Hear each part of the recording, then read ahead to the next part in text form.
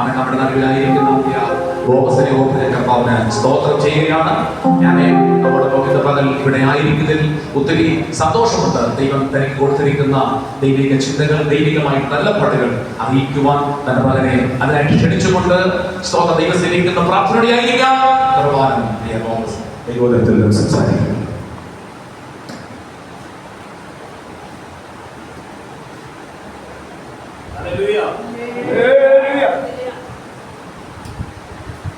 ആർക്കൊരു സന്തോഷമില്ലല്ലോ.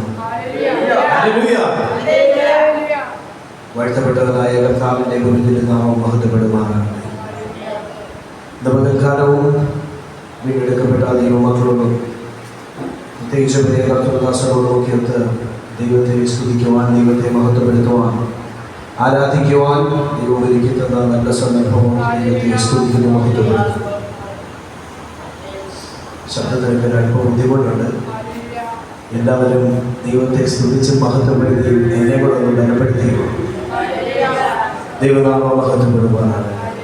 ഇത് പകൽക്കാലം ഒരു പ്രസംഗം കേൾക്കാൻ വന്ന എത്ര പേരുണ്ട് ഇവിടെ? നിങ്ങൾ ചിന്തിക്കും, തുടങ്ങിയില്ല, വന്നപ്പോഴേ ചോദ്യങ്ങൾ കൊണ്ട് വന്നിട്ടുണ്ട്. ഒരു പ്രസംഗം കേൾക്കാൻ വന്ന എത്ര പേരുണ്ട്? ഒരു ശുശ്രൂഷയിൽ പങ്കെടുക്കാൻ വന്ന എത്ര പേരുണ്ട്?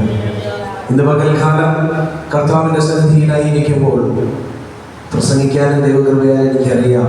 ഞങ്ങളെ എല്ലാവരെയും കർത്താവ് വിളിച്ചിരിക്കുന്നത് അതിനൊക്കെ തന്നെയാണ്. പക്ഷേ ശുശ്രൂഷയ്ക്കായിട്ടും കർത്താവ് ഞങ്ങളെ വിളിച്ചിട്ടുണ്ട്. അതുകൊണ്ട് കർത്താവിൻ്റെ നാമത്തിൽ ശുശ്രൂഷിക്കുവാൻ ഞങ്ങൾ താല്പര്യപ്പെടുകയാണ്. അതിനു മുൻപായി ഒരു ശുശ്രൂഷ വെളിപ്പെടണമെന്നുണ്ടെങ്കിൽ ആദ്യം ദൈവമക്കളായിരിക്കുന്നിടത്ത്, ശുശ്രൂഷകരായിരിക്കുന്നിടത്ത് എന്തുണ്ടായിരിക്കണം? ദൈവ സാന്നിധ്യമായി ഒരു കണക്ഷൻ ആവശ്യമാണ്. ദൈവ സാന്നിധ്യമായി ഒന്ന് കണക്റ്റഡ് ആയാൽ മാത്രമേ അവിടെ ശുശ്രൂഷ വെളിപ്പെടുകയുള്ളൂ. ദൈവ സാന്നിധ്യമായി ഒന്ന് കണക്റ്റഡ് ആയാൽ മാത്രമേ അവിടെ ആരാധന വെളിപ്പെടുകയുള്ളൂ. ദൈവ സാന്നിധ്യമായി ഒന്ന് കണക്റ്റഡ് ആയാൽ മാത്രമേ അവിടെ വിടുതലുകൾ ലഭ്യമാവുകയുള്ളൂ. അവിടെ വിടുതലുകൾ വെളിപ്പെടണമെങ്കിൽ, അത്ഭുതങ്ങൾ കാണണമെങ്കിൽ, അടയാളങ്ങൾ കാണണമെങ്കിൽ ദൈവ സാന്നിധ്യമായി ഒന്ന് കണക്റ്റഡ് ആവണം. ഇത് പകൽക്കാലം എത്ര പേർ തയ്യാറാണ്? കർത്താവേ, ഞാൻ ആ ഒരു ആത്മസാന്നിധ്യത്തിലേക്ക് ഒന്ന് കണക്റ്റഡ് ആകുവാൻ ഞാൻ എന്നെ തന്നെ ഏൽപ്പിക്കുന്നത് എത്ര പേർ പറയും? കണ്ണുകൾ അടയ്ക്കാം. ആ ദൈവ സാന്നിധ്യമായി നമുക്കൊന്ന് കണക്റ്റഡ് ആകാം.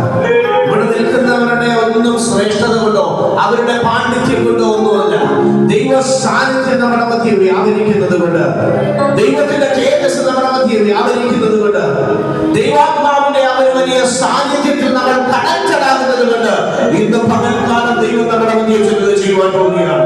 എത്ര പേരെ ഏൽപ്പിച്ചു കൊടുക്കും? കർത്താവേ, അങ്ങയുടെ പ്രവൃത്തിക്കായി എന്റെ പ്രവൃത്തികൾ മാറ്റിവെച്ചുകൊണ്ട് ഞാൻ എന്നെ ഒന്ന് ഏൽപ്പിക്കുകയാണ്. എത്ര പേർ സമർപ്പിക്കും? എനിക്കറിയാം, ഇവിടെ ആയിരിക്കുന്ന പലരും പല പ്രതികൂലത്തിലാണ്, പല പ്രതിസന്ധിയിലാണ്, പല ബുദ്ധിമുട്ടുകളിലൂടെയൊക്കെയാണ് കടന്നു പോകുന്നത്. ഇവിടെ ഇരിക്കുന്ന പലർക്കും അറിയാത്ത പല കാര്യങ്ങൾ പലരുടെയും ജീവിതത്തിൽ നടക്കുന്നുണ്ടാകാം. പറയാൻ കഴിയുമോ? ഏത് പ്രതിസന്ധിയാണെങ്കിലും എന്നെ അവൻ ഏത് പാതയിൽ കൂടെ കടത്തിവിട്ടാലും അവൻ എന്നോട് വാഗ്ദത്തം ചെയ്തത് നിവർത്തിക്കാൻ ശക്തനായ ദൈവമാണ്. അവൻ എന്നോട് അരുളി ചെയ്തത് എന്റെ ജീവിതത്തിൽ നിവർത്തിക്കുക തന്നെ ചെയ്യും. എത്ര പേർക്ക് പറയാൻ കഴിയും? എന്റെ ദൈവം വാഗ്ദത്തത്തിൽ വിശ്വസ്തനാണ്. പ്രതികൂല കാറ്റിന്മേലടിച്ചിടിലും എന്റെ ഉള്ളം തകർന്നിടിലും ഒരിക്കലും ഉയരില്ല എന്നു വിധിച്ച് ഏവരും മാറിയിടിലും പ്രതികൂല കാറ്റിന്മേലടിച്ചിടിലും എന്റെ ഉള്ളം തകർന്നിടിലും ഒരിക്കലും ഉയരില്ല എന്നു വിധിച്ച് ഏവരും മാറിയിടിലും ഇല്ല ഇല്ല ഞാൻ കുലുങ്ങുകയില്ല, ഇല്ല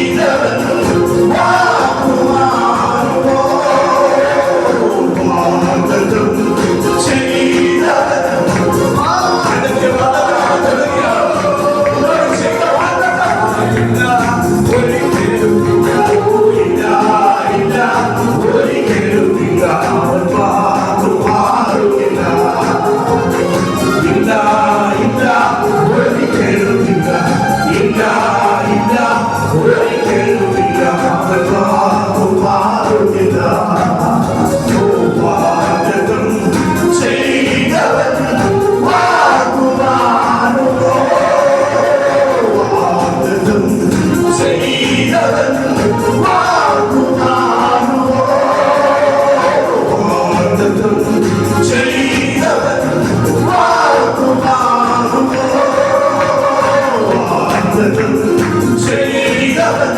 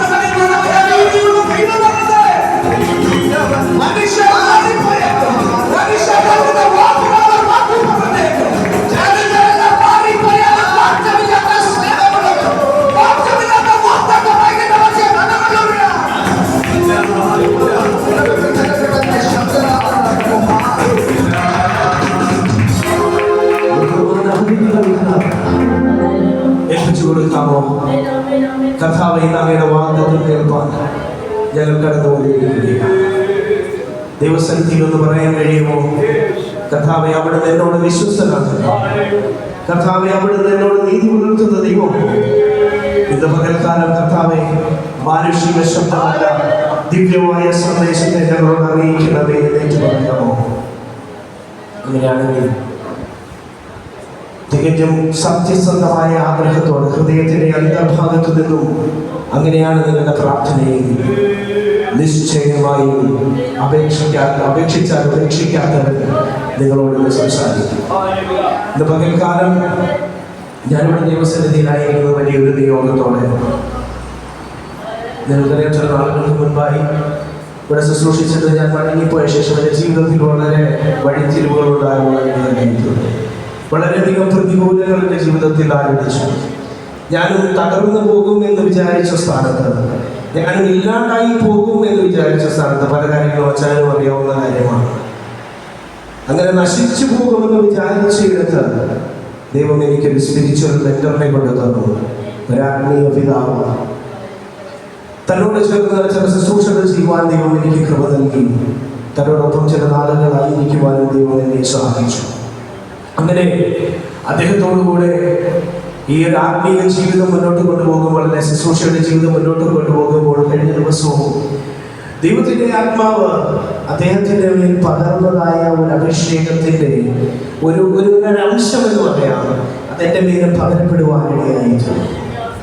അങ്ങനെ പകരപ്പെട്ടതായ ആ ശുശ്രൂഷ എന്തെന്ന് ചോദിച്ചാൽ, അദ്ദേഹം പോകുന്നിടത്തെല്ലാം ശുശ്രൂഷിക്കുന്നത് ദൂതന്റെ ആവശ്യകതയാണ്. ഒരു ദൂതന്റെ ആവശ്യകത, ഒരു ദൂതന് എങ്ങനെ തന്റെ പ്രവൃത്തി ഒരു വ്യക്തി ജീവിതത്തിൽ അല്ലെങ്കിൽ ഒരു വ്യക്തിയുടെ ജീവിതത്തിൽ ചെയ്യുവാൻ കഴിയുമെന്നുള്ള കാര്യം തന്നിൽ നിന്ന് പഠിക്കുവാനിടയായി തീർന്നു. രണ്ടല്ല പല ക്ലാസ്സുകളിൽ നിന്നും അദ്ദേഹത്തിൽ നിന്ന് പഠിച്ചപ്പോൾ ഒരു ദൂതന്റെ ആവശ്യകത ഏതൊരു വ്യക്തിയുടെയും ജീവിതത്തിൽ ഉണ്ടാകണം എന്നുള്ള കാര്യം എനിക്ക് വളരെ വ്യക്തമായി മനസ്സിലാക്കുവാനുമായി ഇടയായപ്പോൾ തന്നെ ഒരിക്കലും നടക്കത്തില്ല എന്ന് ഞങ്ങൾ വിചാരിച്ച കുറേ കാര്യങ്ങൾ ഞങ്ങളുടെ ജീവിതത്തിൽ സംഭവിക്കുന്നത്, എൻ്റെ കുടുംബ ജീവിതത്തിലും അതുപോലെ തന്നെ എൻ്റെ വൈഫിൻ്റെ ജോലി സംബന്ധമായ കാര്യങ്ങളൊക്കെ സംഭവിക്കുന്നത് ഈ ഒരു ദൂതന്റെ അപ്പോയിൻമെന്റ് കാരണം ഇടയായത് എനിക്ക് കാണുവാൻ ഇടയായിട്ടുള്ളൂ. അതുകൊണ്ട് തന്നെ ഞാൻ ദൈവത്തോട് പ്രാർത്ഥിച്ചു, കർത്താവേ, എന്താണ് അവിടുന്ന് എന്നെ ഏൽപ്പിക്കുന്ന ഒരു ശുശ്രൂഷ എന്ന് പറയുമ്പോൾ കർത്താവ് എന്നോട് സംസാരിച്ചത് ഏലിയാവിന്റെ കൈകീഴിൽ ഏലീശയായിരുന്ന ഏലിയാവിന്റെ പുതപ്പ് വീണതുപോലെ ഇതിനെ കണ്ടിന്യൂ ചെയ്തു പോകണമെന്നുള്ളതാണ്. അതുകൊണ്ടാണ് ഞാൻ ആദ്യമേ പറഞ്ഞത്, ഇവിടെ ആയിരിക്കുന്ന ദൈവമക്കൾ എല്ലാവരും ദൈവാത്മാവിലേക്ക് അല്ലെങ്കിൽ ആ ദൈവ സാന്നിധ്യത്തിലേക്ക് കംപ്ലീറ്റ്ലി കണക്റ്റഡ് ആയിട്ട് ദൈവത്തിന്റെ സന്നിധിയിലായിരിക്കാമോ എന്ന് പറഞ്ഞതിന്റെ കാരണം ഞാനിന്ന് ദൂതന്റെ ആവശ്യകതയൊക്കെ സംസാരിക്കാമെന്ന് പറഞ്ഞ് ഞാൻ ഇവിടെ കടന്നു വന്നപ്പോൾ കഴിഞ്ഞ ദിവസവും അത് ശുശ്രൂഷിച്ചു. പക്ഷേ അത് സംസാരിക്കാമെന്ന് കടന്നു വന്നപ്പോൾ ദൈവാത്മാവ് എന്നെ മറ്റൊരു നിലയിലാണ് നയിച്ചത്. അച്ഛനെ ശ്രദ്ധിച്ചിട്ടുണ്ട്, ഞാൻ അവിടെ ഭയങ്കര ബിസിയായിരുന്നു. കാരണം എൻ്റെ ഉള്ളിലെ കംപ്ലീറ്റ് സാധനങ്ങൾ ഔട്ടായി. ഞാൻ പ്രിപ്പയർ ചെയ്തുകൊണ്ട് വന്നതും ഞാൻ പ്ലാൻ ചെയ്ത കാര്യങ്ങൾ മുഴുവൻ ദൈവത്തിന്റെ ആത്മാവ് എടുത്തു മാറ്റി എന്നെ മറ്റൊരു വിഷയത്തിലോട്ട് കൊണ്ടുപോയി. ഇന്ന് പകൽക്കാലം അല്പസമയത്തെ ചിന്തയ്ക്കായി നമുക്ക് ബൈബിളിലെ ഏറ്റവും വലിയ വാക്യം നമുക്ക് വായിക്കാം.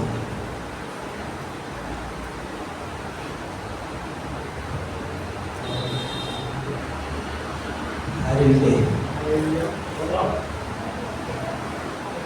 സിസ്റ്റത്തിൽ വായിക്കാൻ ഞാൻ വിചാരിച്ചത് ഒരുപാട് പുസ്തകത്തിലൊന്നല്ല. എസ്തേറിന്റെ പുസ്തകം 8-ാമത്തെ അധ്യായം അതിന്റെ 8-9 വാക്യം ബൈബിളിലെ ഏറ്റവും വലിയ വാക്യമാണ്. എസ്തേറിന്റെ പുസ്തകം 8-ാമത്തെ അധ്യായം അതിന്റെ 8-9 വാക്യം.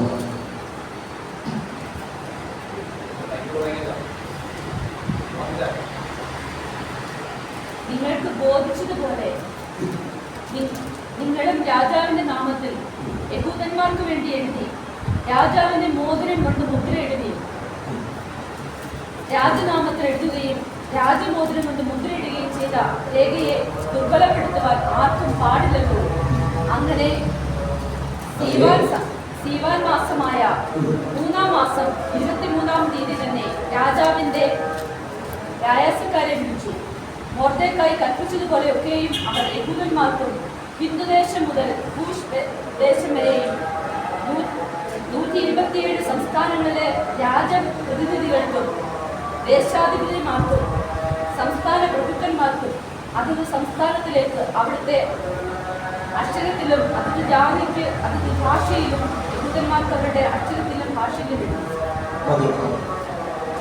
ഇവിടെ ഒന്നാമത് വായിച്ച ഭാഗം ക്ലാസ്സിന്റെ രൂപത്തിലേക്ക് പോകണമെന്നാണ് ആഗ്രഹിക്കുന്നത്. ദൈവാത്മാവ് ഇങ്ങനെയാണ് ലീഡ് ചെയ്യുന്നതെന്ന് എനിക്കറിയില്ല. ഒന്നാമത്തെ കാര്യം നാം ഇവിടെ വായിച്ചു തുടങ്ങിയത് ഇങ്ങനെയാണ്. ഒരു രാജാവ് പറയുന്ന വാക്കുകളാണ് നിങ്ങൾ ആലോചിക്കണം.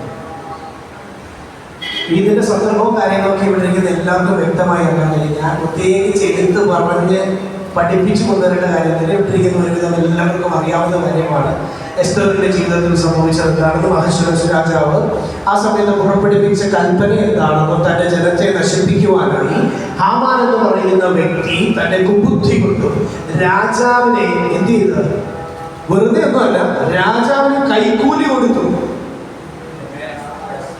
രാജാവിന് കൈക്കൂലി കൊടുത്തില്ല. പെട്ടെന്നാണ് ഇങ്ങനെ നോക്കുന്നത്.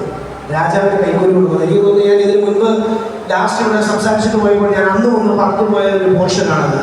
രാജാവിന് കൈക്കൂലി കൊടുത്തോണ്ട് ഞാൻ ഇത്ര കാലത്ത് വെള്ളി ഇങ്ങോട്ട് കൊടുത്തയച്ചേക്കാം, അങ്ങയുടെ ഭൃത്യന്മാരുടെ കയ്യിൽ കൊടുത്തയച്ചേക്കാം എന്ന് ഹാമാൻ പറഞ്ഞുകൊണ്ടാണ് ഹാമാൻ ഈ നിയമം, ഈ ബില്ല് പാസ്സാക്കിക്കുന്നത്. അങ്ങനെ കൊണ്ടുവന്ന ഒരു നിയമം, അതായത് അധികാരികൾക്ക് പോലും കൈക്കൂലി കൊടുത്തുകൊണ്ട് ദൈവമക്കളെ ഇല്ലാതെയാക്കുവാൻ, നശിപ്പിച്ചു കളയുവാൻ, ദൈവജനത്തിന്റെ നന്മയെ തടസ്സപ്പെടുത്തി വയ്ക്കുവാനായി ശത്രുവായവൻ ഒരുക്കി വെച്ചിരിക്കുന്ന പദ്ധതി. ഇനി ശത്രു എന്ന് പറയുമ്പോൾ ഇവിടെ ദൈവമക്കൾക്ക് വിരോധമായി നിൽക്കുന്ന ഏതൊരു വ്യക്തിയുമാകാം, ദൈവസഭയ്ക്ക് വിരോധമായി നിൽക്കുന്ന ഏത് വ്യക്തിയാകാം, അതൊരു ഇൻഡിവിജ്വലായ വ്യക്തിയാകാം, അതൊരു സംഘടനയാകാം, അതൊരു സംഘമാകാം, അതൊരു കൂട്ടം ജനതയാകാം. ഇവർ ദൈവസഭയ്ക്കും ദൈവമക്കൾക്കും എതിരായി നിൽക്കുന്നതായ ആ സന്ദർഭത്തിൽ അധികാരികൾക്ക് പോലും അവർ കൈക്കൂലി കൊടുത്തുകൊണ്ട് ദൈവസഭയ്ക്ക് എതിരെ ഒരുക്കി വെച്ചിരിക്കുന്ന പദ്ധതികളെ വലിച്ചു വീറുന്ന ഒരു കാര്യമാണ് നാം ഇപ്പോൾ ഇവിടെ വായിച്ചു. എഴുതി വെച്ചു. രാജാവിന്റെ മോതിരം കൊണ്ട് സീല് മേടിച്ചു, കൽപ്പന പുറപ്പെടുവിച്ചു. എന്നാൽ ദൈവമക്കൾ ഉപവാസത്തിലും പ്രാർത്ഥനയിലുമായിരുന്നപ്പോൾ ദൈവജനം എല്ലാവരും ഉപവസിക്കുന്നു, പ്രാർത്ഥിക്കുന്നു. എനിക്ക് തോന്നുന്നു ഉപവസിക്കുകയും പ്രാർത്ഥിക്കുകയും ചെയ്യുമ്പോൾ എങ്ങനെ ആയിരിക്കണമെന്നുള്ള വിഷയമുള്ള ഹന്നയുടെ വിഷയം എടുത്തപ്പോഴാണ് തോന്നുന്നു ഈ വിഷയം പറഞ്ഞത്. അപ്പോൾ ഉപവാസത്തോടും പ്രാർത്ഥനയോടും ദൈവത്തിന്റെ ജനം ദൈവസന്നിധിയിലായിരിക്കുമ്പോൾ ഇവിടെ ഒരുവനെ ദൈവം എഴുന്നേൽപ്പിച്ചു. അതിനുള്ള സാഹചര്യവും ദൈവം ഒരുക്കി ഒരുവനെ എഴുന്നേൽപ്പിച്ച് രാജസന്നിധിയിലേക്ക് കയറി ചെല്ലുവാൻ, ഒരിക്കലും കടന്നു ചെല്ലുവാൻ അനുവാദമില്ലാത്ത ഇടത്തേക്ക് കയറി ചെല്ലുവാൻ അവളെ ബലപ്പെടുത്തിയത് പിന്നിലുള്ള പ്രാർത്ഥനയാണ്. പ്രാർത്ഥിക്കുന്ന ഒരു ജനതയാണ് തന്നെ കയറി ചെല്ലാൻ തൽക്കാലം അനുവാദമില്ലാത്ത രാജസന്നിധിയിലേക്ക് കയറി ചെന്ന് അവിടെ തന്നെ അപേക്ഷ കഴിച്ച് രാജാവിന് തന്നെ പ്രസാദം തോന്നിക്കൊണ്ട് ദൈവമക്കൾക്ക് എതിരെയുള്ള കൽപ്പനയെ, ദൈവമക്കൾക്ക് എതിരെയുള്ള രേഖയെ മാറ്റിയിരിക്കുന്നത് എന്നുള്ള കാര്യം മനസ്സിലാക്കുമ്പോൾ പ്രിയമുള്ളവരെ മനസ്സിലാക്കേണ്ട കാര്യം, നീ ഉപവസിക്കുകയും പ്രാർത്ഥിക്കുകയും ചെയ്തവർ ദൈവസന്നിധിയിലായിരിക്കുന്നുവെങ്കിൽ നിനക്ക് കയറി ചെല്ലാൻ കഴിയാത്ത ഇടത്ത് നിന്നെ മാറ്റി നിർത്തിക്കൊണ്ട് തന്റെ ദൂതനെ അവൻ കാണിച്ച് ഒരു ദൂതൻ നിനക്ക് വേണ്ടി ഇറങ്ങിത്തിരിക്കുമെന്ന്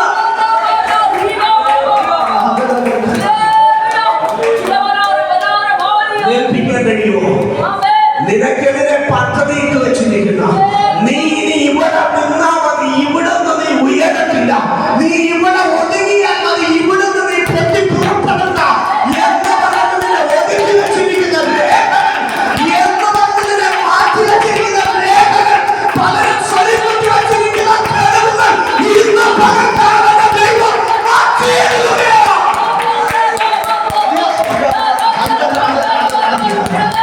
Let's go!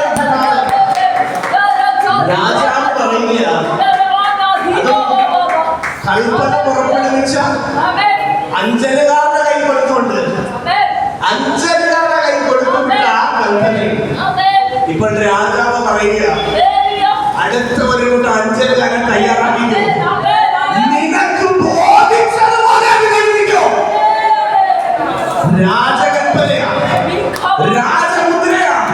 അതിനകത്ത് പറയുക, നിനക്ക് ഇഷ്ടമുള്ളതുപോലെ അതിനകത്ത് എഴുതി വെച്ചോ.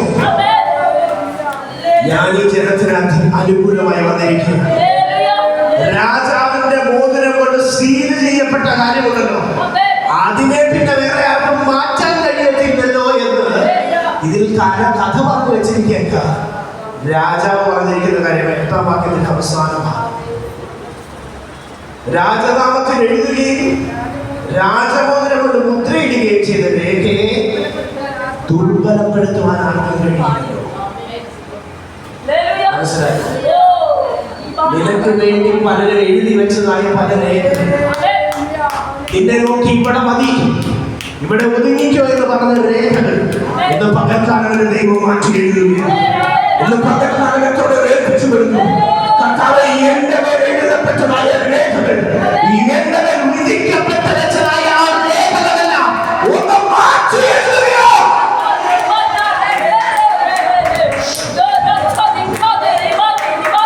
രാജാവിനെ കൊണ്ട് പറയിപ്പിച്ച കാര്യമാണ്. ഏത് രാജാവാണ് കൈക്കൂലി വാങ്ങിച്ച് കൽപ്പന എഴുതിയത്? അവരാണ് ഇതിന്റെ ഹൈലൈറ്റ് എന്ന് പറയുന്നത്.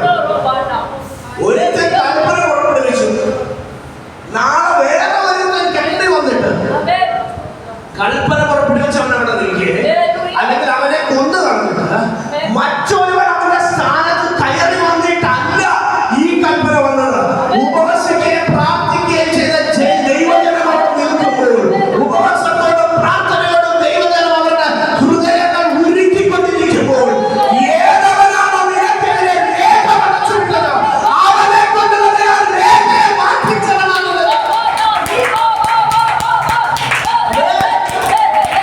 പ്രാപിച്ചോ? കണ്ണുകളെ തൊട്ടി ദൈവത്തിൽ ആശ്രയിച്ച്, ദൈവശക്തിയിൽ ആശ്രയിച്ച്, പരിശുദ്ധാത്മാവിനെ ഏൽപ്പിച്ചു കൊടുത്തുകൊണ്ട് രേഖകളെ മാറ്റിമറിക്കുന്ന ദൈവം.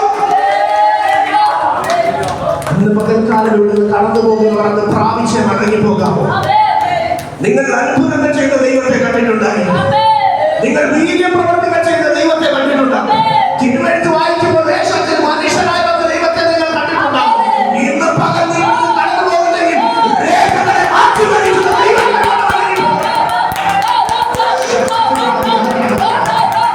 നീ പ്രതീക്ഷിക്കാത്ത സ്ഥാനത്ത്, നിന്റെ ഉന്നതത്തിൽ നീ പ്രതീക്ഷിക്കാത്ത മാർക്ക് കൊണ്ടിടുന്ന ദൈവം, നിന്റെ പ്രോഗ്രസ് കാർഡിൽ നിനക്ക് വേണ്ടി രേഖയെ മാറ്റുന്ന ദൈവം, നിന്റെ എക്സ്പീരിയൻസ് സർട്ടിഫിക്കറ്റുകളിൽ നിനക്ക് വേണ്ടി രേഖയെ മാറ്റി എഴുതുന്ന ദൈവം.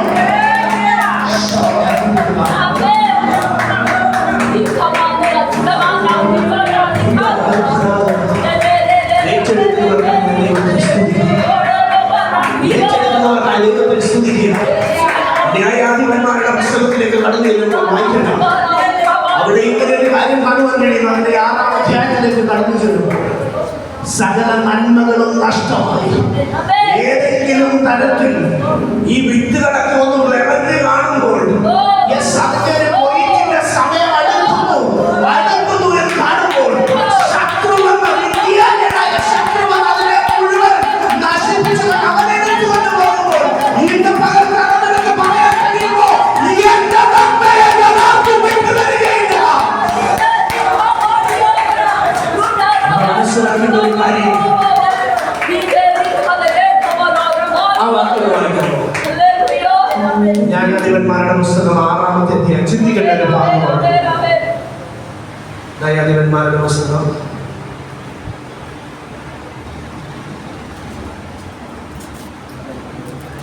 പെട്ടെന്ന് ദൈവാത്മാവുള്ളത് 11-ാമത്തെ വാക്യം. ന്യായാധിപന്മാരുടെ പുസ്തകം 6-ാം അധ്യായം 11-ാം വാക്യം.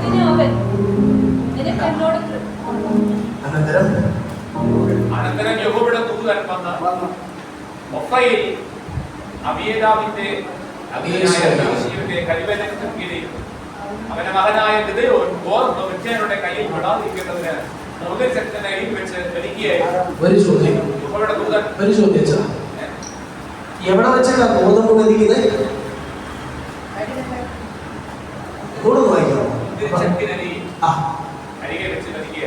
മുന്തിരി ചക്കുകളുടെ അരികെ വെച്ചിട്ട് ഈ ഗോതമ്പ് മെതിക്കാൻ ഗിദെയോൻ അത്രയ്ക്ക് പൊട്ടനാണ്.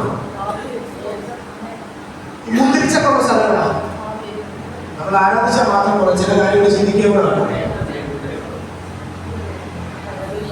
ദൈവത്തിന് മറുപടി പറയാൻ തയ്യാറാണോ? ആരും ഉണ്ടെന്നില്ല. മുന്തിരി ഉള്ളിടത്താണ്, അല്ലെങ്കിൽ മുന്തിരി വള്ളികളുടെ മുന്തിരിത്തോട്ടത്തിലാണ് എന്തുള്ളത്? മുന്തിരിച്ചക്കുള്ളത്. ഒന്നിക്ക് അതിന്റെ നടുക്കായിരിക്കും, അല്ലെങ്കിൽ അതിന്റെ വശത്തായി ആണ്. ഈ മുന്തിരി പിടിപ്പിച്ചെടുത്തത് നമ്മൾ ഗോതമ്പ് കടന്നു വെച്ചാൽ ഗോതമ്പ് വെതിക്കുന്നത് എവിടെ വെച്ചാൽ വയൽ വെച്ചാണ്. അല്ലെന്നുണ്ടെങ്കിൽ അതിന് സ്പെഷ്യലായിട്ടുള്ള ത്രഷിംഗ് ഫ്ലോർ എന്ന് പറയും.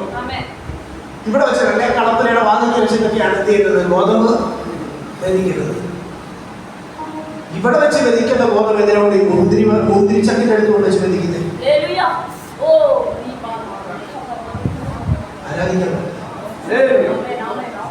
മനസ്സിലാക്കില്ല ആരാ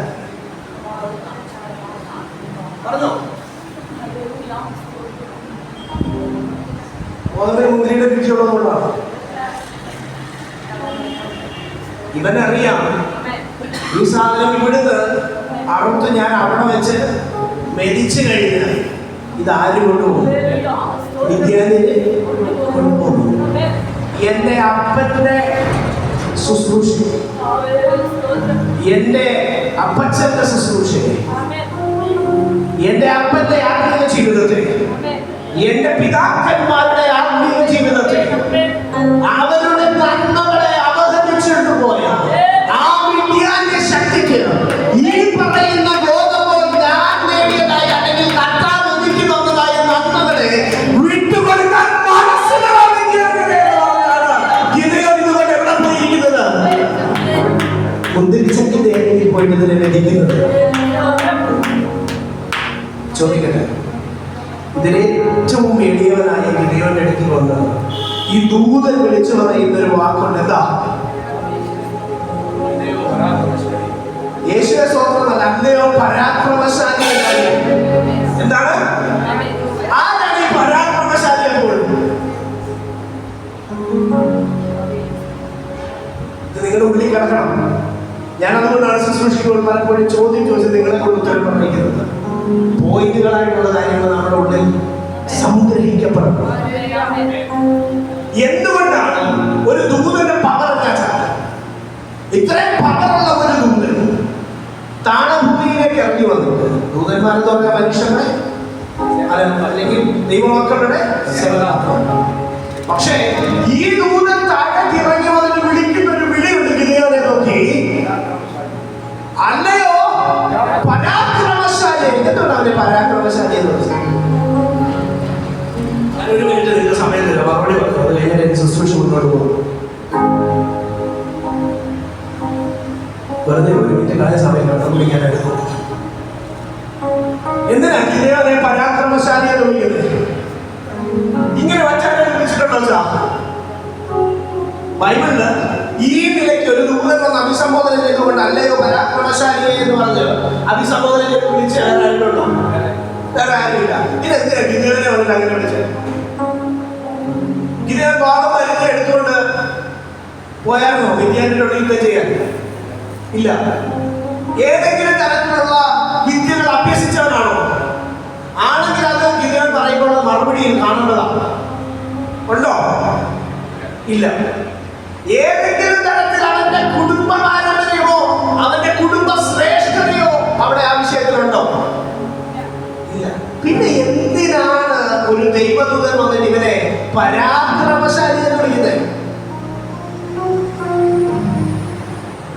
പരാക്രമശാലി എന്നുള്ള വാക്ക് നിങ്ങൾക്ക് ആർക്കെങ്കിലും മനസ്സിലായോ?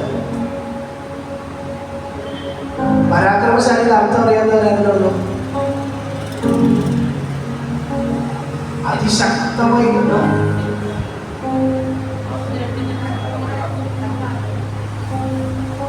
മൈറ്റി മാൻ ഓഫ് വാലർ എന്നാണ്.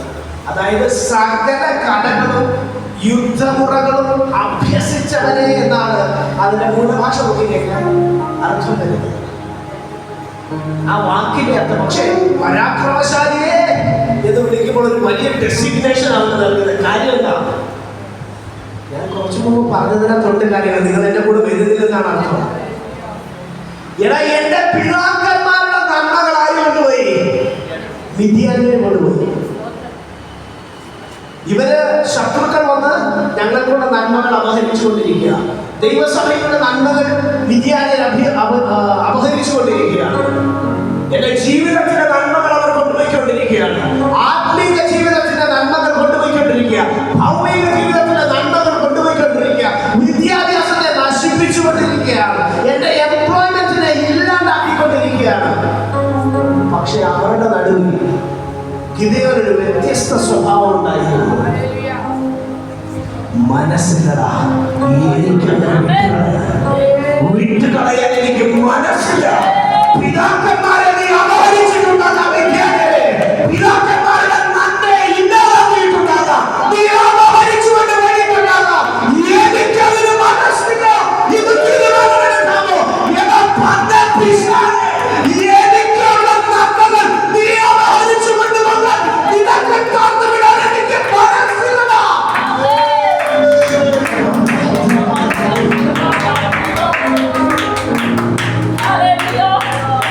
എന്റെ കൂടെയുള്ള വിശ്വാസികളുടെ നന്മകൾ നീ കൊണ്ടുപോകും. എന്റെ മക്കളുടെ നന്മകൾ നീ കൊണ്ടുപോകും. എങ്കിലൊന്ന് നോക്ക, പരാക്രമശാലിയായി നിൽക്കുന്ന ഒരുവരെ കണ്ടോ? അങ്ങനെ തനിക്ക് ദൈവം നൽകിയതിനെ വിട്ടുകൊടുക്കാൻ മനസ്സിലാക്കുന്നവരെ ദൈവം വിളിച്ചത് പരാക്രമശാലിയെ. എത്ര പരാക്രമശാലികളുണ്ട്. ഞാൻ നിൽക്കുന്നത് മറ്റൊരു ശുശ്രൂഷ തലത്തിലാണ്. നിങ്ങൾ വിചാരിക്കുന്നതിനും അപ്പുറമായ ലെവലിൽ ശുശ്രൂഷിച്ചുകൊണ്ടിരിക്കുകയാണ്. എനിക്ക് ആ ദൈവ സാന്നിധ്യം വളരെ വ്യക്തമായി ഇവിടെ അനുഭവിക്കാൻ കഴിയുന്നുണ്ട്. ആ ദൈവ സാന്നിധ്യത്തിൽ നിന്ന് ശുശ്രൂഷിക്കുമ്പോൾ ദൈവജനം വെറുതെ വന്ന് വാക്കുകൾ കേട്ടിട്ട് പോകരുത്. വാക്കുകളുടെ പെരുപ്പത്തിലല്ല നിന്നോട് സംസാരിക്കുന്ന ആലോചനയില്ല കാര്യമിരിക്കുന്നത്. ഒരിക്കൽ കൂടി നിന്നോട് ദൈവാത്മാവ് ആലോചന വിളിച്ചു പറയുകയാണ്. നിന്റെ നന്മകളെ ഇന്നലെ അപഹരിച്ചു കൊണ്ടുപോയ വിദ്യാലയങ്ങളുമായി ശത്രുവിനങ്ങളുമായി ഇനി വിട്ടുകൊടുക്കാതെ അനുവദിക്കാതെ പരിശുദ്ധാത്മാവ് ഒരു പരാക്രമശാലിയുടെ ലൈനിലേക്ക് നിന്നെ കയറ്റി കൊണ്ടുപോകുകയാണ്.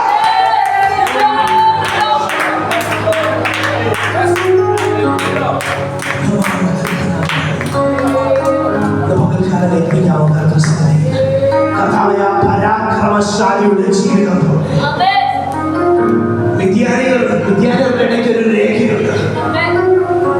തന്റെ പിതാക്കന്മാരെ, ഗിദെയോന്റെ പിതാക്കന്മാരും തന്റെ കൂടെയുള്ള ജനതയൊക്കെ എഴുതി വെച്ചേക്കുന്ന ഒരു കാര്യമുണ്ട്. നീ എന്തുണ്ടാക്കിയാലും ശത്രു കൊണ്ടുപോകണം. നീ എത്രത്തോളം ഉണ്ടാക്കി അതിന്റെ പരിസമാപ്തിയിലേക്ക് എത്തുന്നതിന് മുൻപായി അത് ശത്രു കൊണ്ടുപോയിരിക്കുമെന്നാണെങ്കിൽ ഇന്ന് രേഖ മാറ്റിയിരിക്കോ?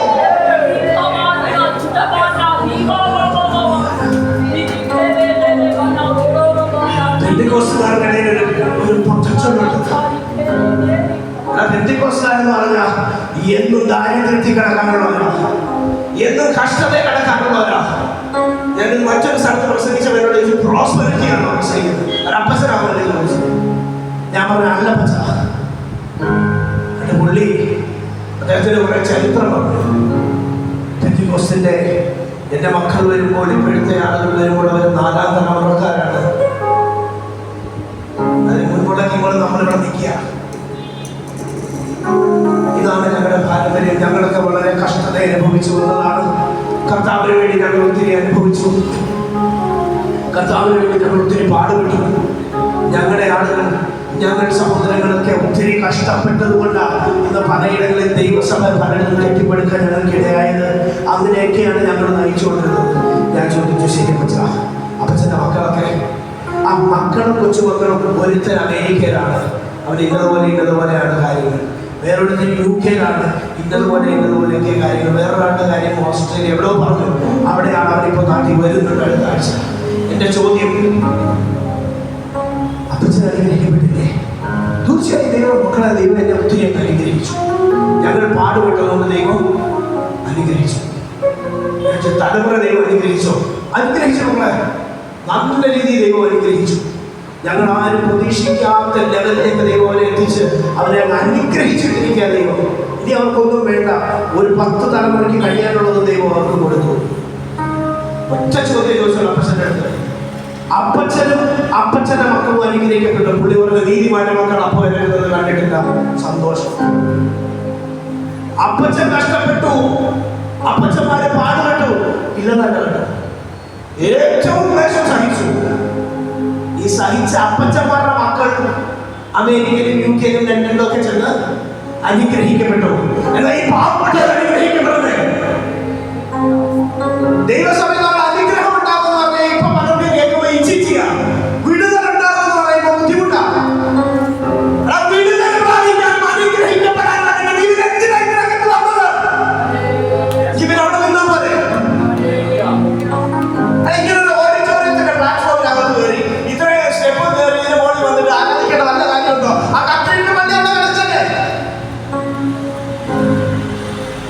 മണിമാളികൾ വിട്ടിട്ട് കപ്പക്കാരനും മറ്റും പോയി ആരാധിക്കാൻ തുടങ്ങിയ പിതാക്കന്മാർ പറഞ്ഞു, മക്കളെ നോക്കി മക്കളെ ദൈവ മക്കളെ അനുഗ്രഹിക്കണം, നമുക്കത് മതി. ഇന്നത്തെ തലമുറയിൽ കുറച്ച് അപ്പച്ചന്മാർ ഇത് കേൾക്കുമ്പോൾ പറയാം, അനുഗ്രഹത്തിന്റെ പ്രസംഗമല്ലേ. അങ്ങനെയുള്ള അപ്പച്ചന്മാരോട് പറയാനുള്ളത് അനുഗ്രഹത്തിന്റെ പ്രസംഗം തന്നെ. വാചകം കേൾക്കുന്ന ദൈവമക്കൾ അനുഗ്രഹിക്കപ്പെടണം. അങ്ങനെയുള്ള അപ്പച്ചന്മാരുടെയും അങ്ങനെയുള്ള വിശ്വാസികളെ അകത്ത് കയറിയിരിക്കുന്നത് ദാരിദ്ര്യ പിശാച് എന്ന് പറയുന്നത് ഭൂതമാണ്.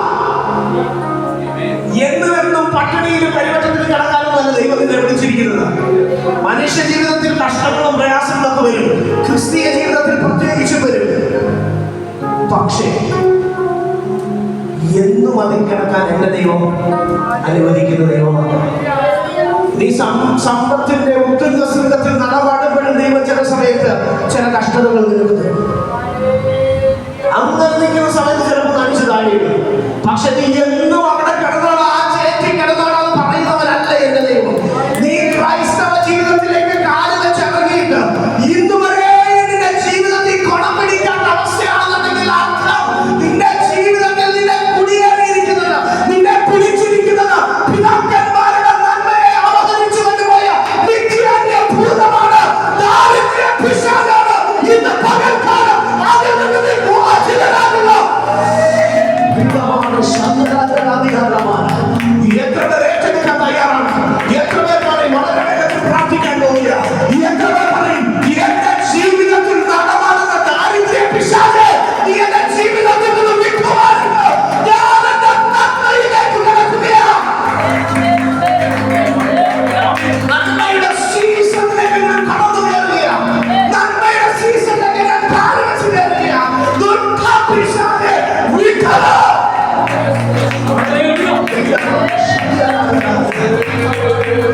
ദൈവസഭയുടെ അവസ്ഥയിൽ മാറ്റം സംഭവിക്കണം. നിന്റെ ജീവിതത്തിൽ അതിന് ആദ്യം മാറ്റം സംഭവിക്കണം. നിന്റെ ജീവിതത്തിൽ മാറ്റം സംഭവിച്ചാലേ ദൈവസഭയുടെ അവസ്ഥയിൽ മാറ്റം സംഭവിക്കുള്ളൂ. നിന്റെ ജീവിതത്തിലെ ദാരിദ്ര്യം മാറിയാലേ ദൈവസഭയുടെ ദാരിദ്ര്യം മാറുകയുള്ളൂ. സകലത്തെയും നിറവായി അനുഗ്രഹിച്ചിരിക്കുന്നവൻ സകല സമ്പത്തിന്റെയും സമ്പന്നതയിൽ നിൽക്കുന്ന എന്റെ കർത്താവ് നിന്റെ ദാരിദ്ര്യത്തിലേക്ക് അല്ല വിളിച്ചു. നമ്മൾ പറയും അന്ന് നീതേ സ്വർഗത്തിൽ ചെന്ന് കഴിയുമ്പോൾ ഇവിടെ എനിക്ക് ക്ലേശമാ, ഇവിടെ ബുദ്ധിമുട്ടാ, ഇവിടെ പട്ടിണിയാ, ഇവിടെ പ്രശ്നമാ, ഞാനത് സ്വർഗത്തിൽ ചെല്ലുമ്പോൾ ഇതെല്ലാം മാറണ എന്ന് പറഞ്ഞാൽ അവരോട് ഞാൻ ഇവിടെ മാറി നിൽക്കാൻ നീ ഭൂമിയിൽ അനുഭവിക്കാത്ത നന്മ നിനക്ക് സ്വർഗത്തിൽ എങ്ങനെ അനുഭവിക്കാൻ കഴിയും? അതുകൊണ്ടാണ് നമ്മൾ പലപ്പോഴും പറയുന്നത്, പ്രത്യേകിച്ച് ഇസ്ലാമികരായ സഹോദരന്മാരെ പറയാൻ പാടില്ല. അവർ പറയുന്നൊരു കാര്യമുണ്ട്, ഞങ്ങൾക്ക് ഇവിടെ മദ്യപാനമൊക്കെ എന്താണ്? ഹറാമാണ്, ഹറാം. പക്ഷെ ഞങ്ങളുടെ സ്വർഗത്തിലേക്ക് ഇത് കഴിയുമ്പോൾ ഈ സാധനം ഞങ്ങൾക്ക് ഇഷ്ടംപോലെ ലഭിക്കും. അന്നേരം ഈ സാധനം ഇംഗ്ലീഷിൽ അവർ എഴുതി വെക്കുന്നു, HARAM. ഇവിടെ ചെല്ലുമ്പോൾ ഇവിടുന്ന് വായിക്കുമ്പോൾ ഹറാം, അവിടുന്ന് വായിക്കുമ്പോഴും അതേ സ്പെല്ലിംഗാണ്, സാധനം മാറും, ഉച്ചാരണം മാറും, ഹരം. അതെന്തൊരു ദൈവമാണ്? നിന്നെ ഇവിടെ അനുഗ്രഹിക്കാത്ത ദൈവമല്ല എന്റെ ദൈവം. എന്നെ ഈ ഭൂമിയിലും എന്റെ ദൈവത്തിന് അനുഗ്രഹിക്കാൻ കഴിയുന്നുണ്ട്.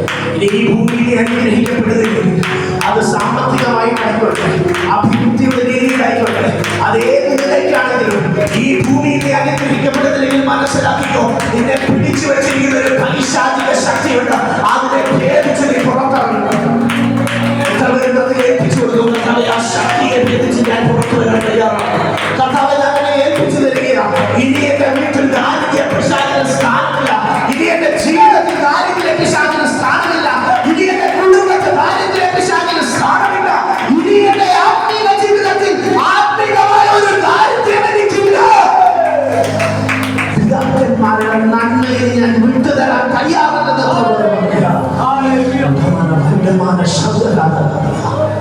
ഇന്ന് പകൽക്കാലം ഇവൻ കർത്താവിനെ വിളിച്ചുകൊണ്ട് പോയതുകൊണ്ട്, തുള്ളുന്നവന്മാരുടെ ഇടയിലേക്ക് പോയതുകൊണ്ട്, ഇവൾ അങ്ങനെ പോയതുകൊണ്ട് ഇനി നിനക്കൊരു എഴുമ്പേറ്റം ഉണ്ടാകത്തില്ല.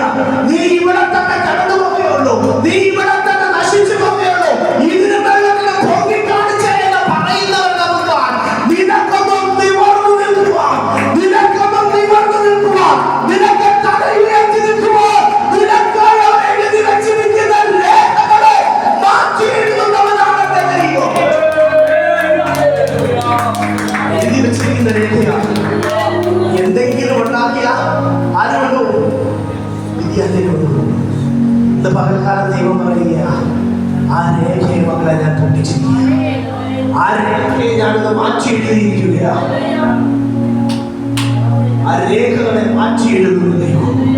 എത്ര എത്തിച്ചു കൊടുത്തു ദൈവമേ. എന്റെ ജീവിതത്തിൽ ഒരു പ്രവർത്തനം അവിടെ ചെയ്യുന്നത്, എന്റെ ജീവിതത്തിൽ രേഖകളെ അവിടുന്ന് മാറ്റി എഴുതുന്നതിന് ആഗ്രഹമുള്ളവർ മാത്രം പ്രാർത്ഥിക്കാൻ പോകുക. വളരെ വേഗത്തിൽ രേഖകളെ മാറ്റി എഴുതുന്ന ദൈവം ഇത് പകൽക്കാലം എത്തിക്കാമോ? കർത്താവേ, എന്റെ ജീവിതത്തിലെ രേഖകളെ അവിടെ നിന്ന് മാറ്റി എഴുതണമേ. എന്റെ ജീവിതത്തിൽ അവിടെ നിന്ന് പ്രവർത്തിക്കണമേ. എന്റെ ജീവിതത്തിൽ അവിടെ നിന്ന് ക്രിയ ചെയ്യണമേ. കർത്താവേ, ഇതുവരെയും എന്നെ പുറകോട്ട് വലിച്ചുകൊണ്ടിരുന്ന പൈശാചിക ശക്തിയിൽ നിന്നും ഞാൻ വിമോചിതനാകുവാൻ, എന്റെ കുടുംബങ്ങളിൽ നിന്ന് പുറത്തു വരുവാൻ, എന്റെ വീട്ടുകാരിൽ നിന്ന് പുറത്തു വരുവാൻ, എന്റെ ചാർച്ചക്കാർ പുറത്തു വരുവാൻ, എന്റെ ബന്ധുമിത്രാദികൾ പുറത്തു വരുവാൻ, എന്റെ സഭ പുറത്തു വരുവാൻ, എന്റെ വിശ്വാസികൾ പുറത്തു വരുവാൻ, ആ പൈശാചിക ബന്ധനത്തെ പൊളിച്ചു മാറ്റണമേ എന്ന് കർത്താവ് പറയും.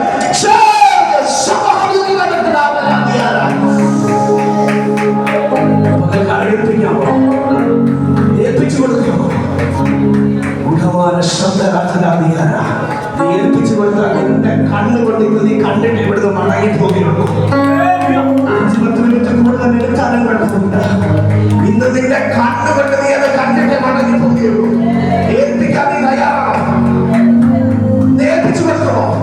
ദുഷ്ടപിശാചേ, നീ ജനത്തെ വഞ്ചിച്ചു വെച്ചിരിക്കുന്ന, നന്മകളെ തടഞ്ഞു വെച്ചിരിക്കുന്ന നിന്റെ എല്ലാ പദ്ധതികളും ഇന്ന് പകൽക്കാലം നാസറേയനായ യേശു ക്രിസ്തുവിന്റെ നാമത്തിൽ ഞങ്ങൾ ദൈവദാസന്മാർ മേലുള്ള അഭിഷേകത്തിൽ നിന്നോട് വിട്ടുമാറുവാൻ കൽപ്പിക്കുക.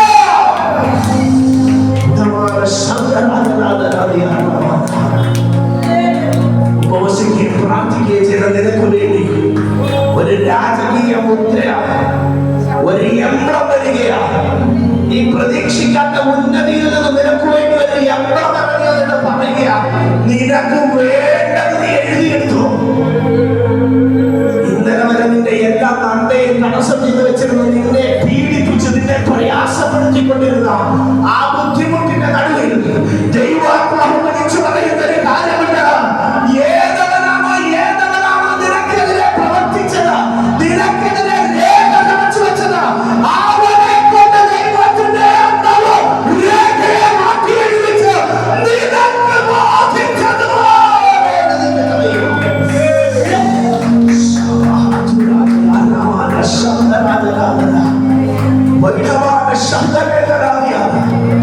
ഒരു ദൈവ സാന്നിധ്യത്തിലൂടെ വ്യാപരിക്കുക, ഒരു ദൈവശക്തി വെളിപ്പെടാൻ പോവുക. നിങ്ങൾ പ്രതീക്ഷിക്കുന്നത് പ്രതീക്ഷണ സാന്നിധ്യം നിങ്ങൾ ചിന്തിക്കാത്ത നിലയിൽ പരിശുദ്ധാത്മാവിനെ കൊണ്ടുപോകാൻ പോവുക. ചിലവരെ പരിശുദ്ധാത്മാവിന് ആവശ്യമുള്ളതേ ആർക്കും ആവശ്യമില്ല, ആർക്കും ആവശ്യമില്ല, ആർക്കും നിന്റെ ആവശ്യമില്ല എന്ന് പറഞ്ഞ സ്ഥാനത്ത് എനിക്ക് നിന്നെ കൊണ്ട് ആവശ്യമുണ്ടെന്ന് പറഞ്ഞ പലവിടെയും നിന്നെ ഒറ്റപ്പെടുത്തി പലയിടത്തും മാറ്റി നിർത്തിയെങ്കിൽ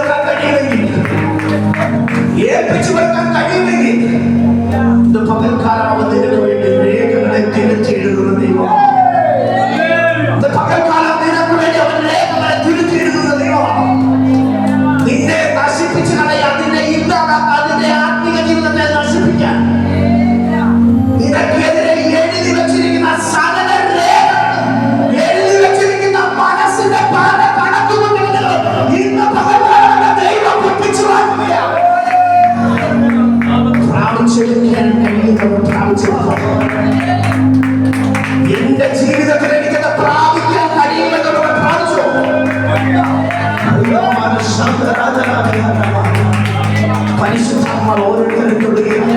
പരിശുദ്ധാത്മാവിനെ ഏൽപ്പിച്ചു കൊടുക്കാം.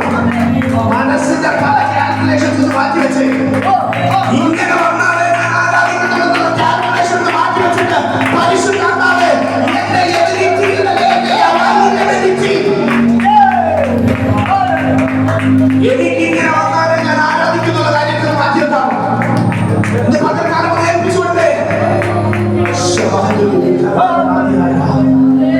നിന്റെ ജീവിതത്തിൽ നീ കാണും. നിന്റെ കണ്ണുകൊണ്ട് കണ്ട് നീ കാണും. നിന്റെ കണ്ണുകൊണ്ട് കണ്ട് നീ കാണത്തക്കതിൽ അവൻ നിനക്ക് വേണ്ടി രേഖകളെ മാറ്റി എഴുതും.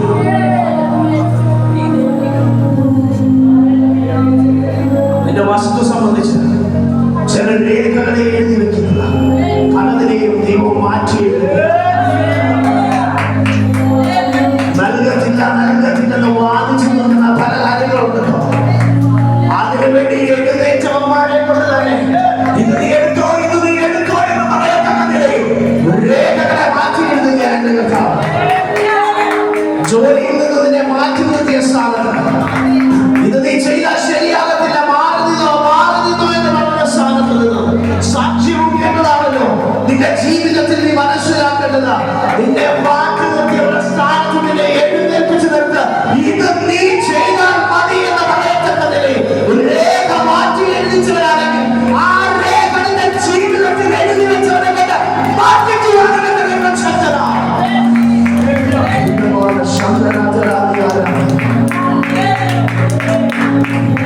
നീ ഒരിക്കലും ചിന്തിച്ചിട്ടില്ല, നീ ഒരിക്കലും പ്രതീക്ഷിച്ചിട്ടില്ലാത്ത,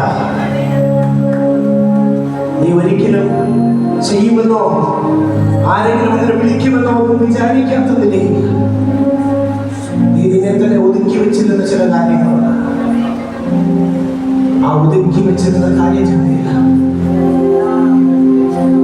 യാക്കോബിന്റെ അടുത്ത് ദൂതൻ വന്ന് പറഞ്ഞതുപോലെ ദൂതനുമായിട്ട് ഒരു മൽപ്പിടുത്തം നടത്തിയ ഒരു പരാക്രമശാലിയായ ആ യാക്കോബ് അവിടെ നിന്ന സമയം അനുഗ്രഹത്തിനായി മല്ല് പിടിച്ച യാക്കോബ് മല്ല് പിടിച്ചു നിന്നതുപോലെ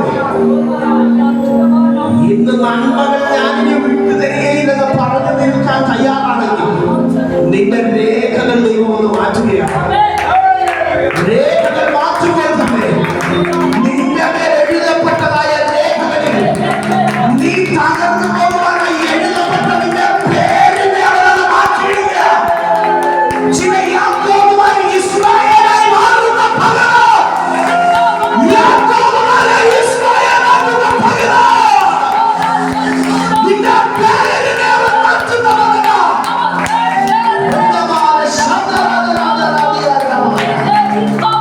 നീ ഒടുങ്ങി പോകുവാൻ നാശിച്ചു പോകുവാൻ എഴുതപ്പെട്ടതായ രേഖയില് ഇന്ന് പകർക്കണമെന്ന് സ്വർഗ്ഗമെന്ന് ക്ഷണിക്കുകയാണ്.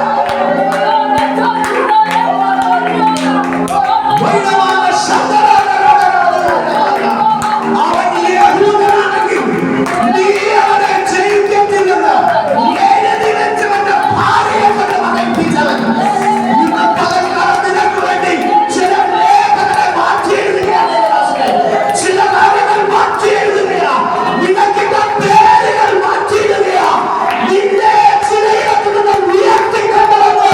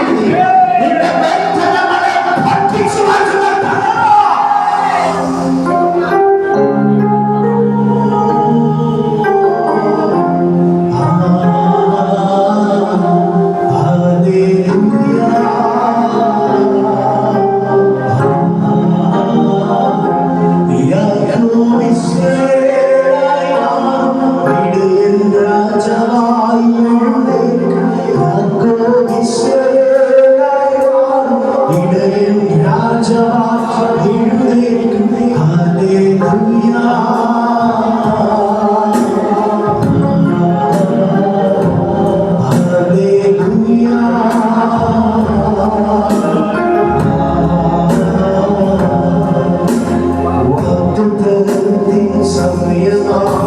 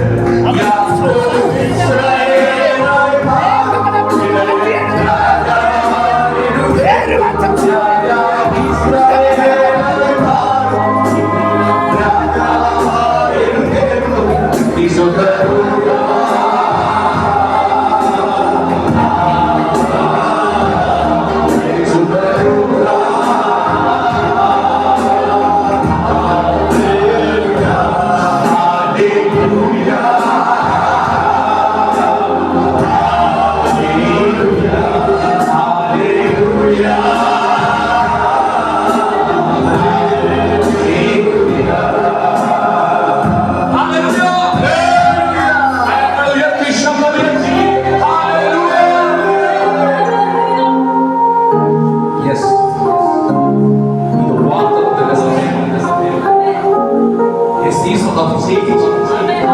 എന്താ ആമേൻ പറയുക? A season of change. മാറ്റത്തിന്റെ സമയമാണിത്. മാറ്റത്തിന്റെ സമയമാണിത്. എന്താ ആമേൻ പറയുന്നത്? എന്നും എന്നും എന്നും എന്നും വെള്ളിയാഴ്ചയല്ല, എന്നും ശനിയാഴ്ചയല്ല. ഒരു ഉയർത്തുന്ന വെച്ചിട്ടുണ്ടെന്ന് പറഞ്ഞ് അതിനെ പ്രതികരിക്കാവുന്ന മാത്രം ദൈവത്തിന് സ്തോത്രം പറയുന്നത്. നിനക്കൊരു സീസൺ നമ്മൾ വെച്ചിട്ടുണ്ടെന്ന്, നിനക്കൊരു ദിവസം ദൈവം വെച്ചിട്ടുണ്ട്, നിനക്കൊരു കാലാവധി ദൈവം വെച്ചിട്ടുണ്ട്. എന്നും നീ പണിവെക്കിലല്ല, ഓരോ എന്നും നീ പണിവെക്കിലല്ല. ഏകമാകുന്ന ഒരു ദിനമുണ്ട്. നീ എത്ര സ്വാതന്ത്ര്യത്തിന്റെ ദിവസമുണ്ട്.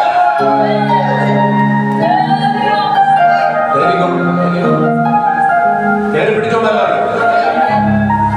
എന്റെ സഹോദരി നോക്കി കർത്താവിന്റെ പലകാലം ശക്തമായിട്ട് വിളിച്ചു പറയുക, മാറി നിൽക്കാനുള്ളവളല്ല നീ.